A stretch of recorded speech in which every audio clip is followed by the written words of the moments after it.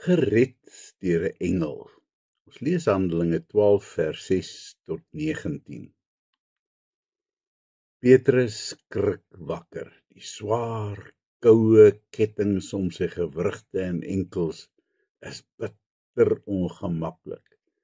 Weerskante vir hom lê die twee geharde soldate rustig en snork. Dan sien Petrus dit, 'n lig wat in die sel skyn. Die eerste gedagte wat hom tref is dat dit 'n visioen is, want daar kan tog nie nou 'n lig wees nie. Waar gaan dit vandaan kom? Petrus staan gou op. Duidelik praat iemand met hom. Maar besef die persoon dan nie dat dit onmoontlik is nie? Wat van die kettinge? Hulle pen hom aan die harde klipvloer vas. Hy kan nie beweeg nie.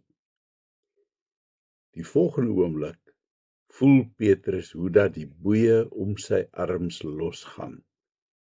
Hy lig sy arms op en met 'n luide geklingel val die swaar kettinge van sy gewrigte af.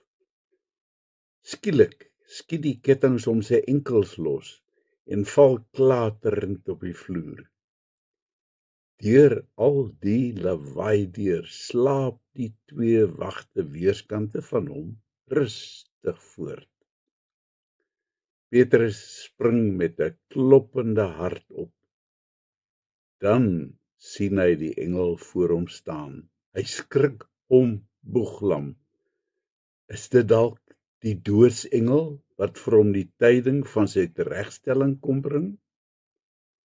Dan praat die engel weer met Petrus. Trek vinnig aan en kom saam met my. Petrus glimlag. O, wat 'n wonderlike visioen. Maar sulke dinge gebeur mos nie regtig nie, né?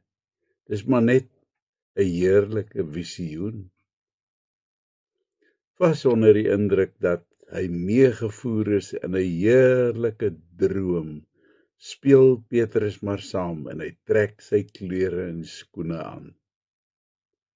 Kom saam, nooi die engel hom, en dan swaai die swaar ysterdeur voor sy sel sommer van self oop. Weerskante van die deur staan die twee soldate paraat op hulle pos. Hulle kom blykbaar glad nie eens agter dat die deur oopgegaan het nie. Op sy tone loop Petrus agter die engel aan tussen die twee wagte deur sonder dat hulle hom sien. Nou is Petrus oortuig dat dit beslis 'n droom is. Hoe is dit moontlik dat die manne nie die lawaai van die deur gehoor het nie, wonder hy verbaas. Hulle het ons nie eers raak gesien nie, so asof hulle blind geword het. 'n Entjie verder in die gang af tref hulle die twee ander wagte aan, waar hulle ook op hulle pos is. Hulle stap ongehinderd by die soldate verby, sonder dat die twee bewus word van hulle teenwoordigheid. En dan kom hulle by die buitedeur van die tronk. Die reuse ysterdeur se swaar slot knars oorverdowend, en dan swaai die deur van self met 'n gekraak van die skeniere oop. Twee swaar gewapende wagte staan weerskante van die deur. Asof in 'n waas loop Petrus ook tussen hulle deur, sonder dat hulle dit eers agterkom. Petrus voel die ysige windjie in sy gesig. Vervaard kyk hy rond.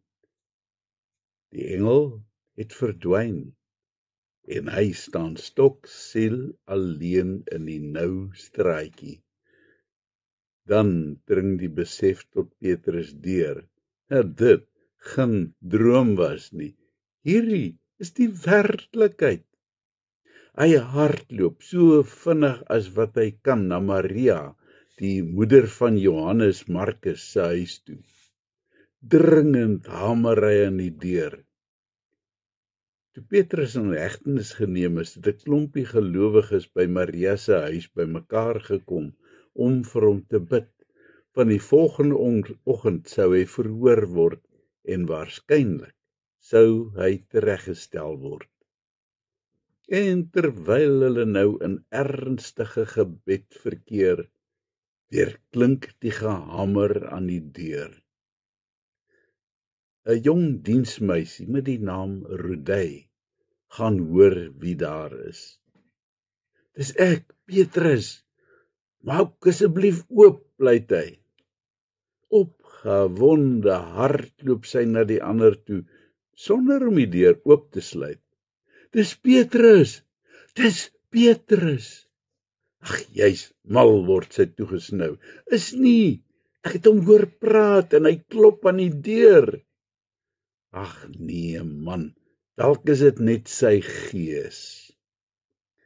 En buite in die koue staan die benoude Petrus steeds aan die deur en hamer.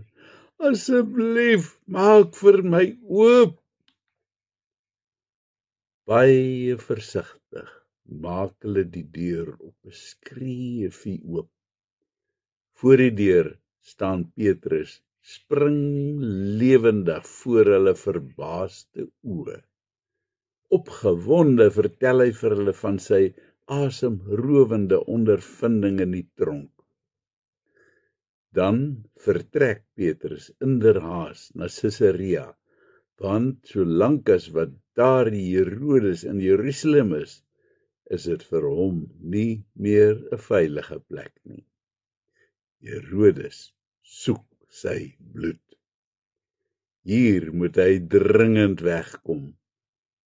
Iewers sal hy wel 'n blyplek kry by een van die gelowiges.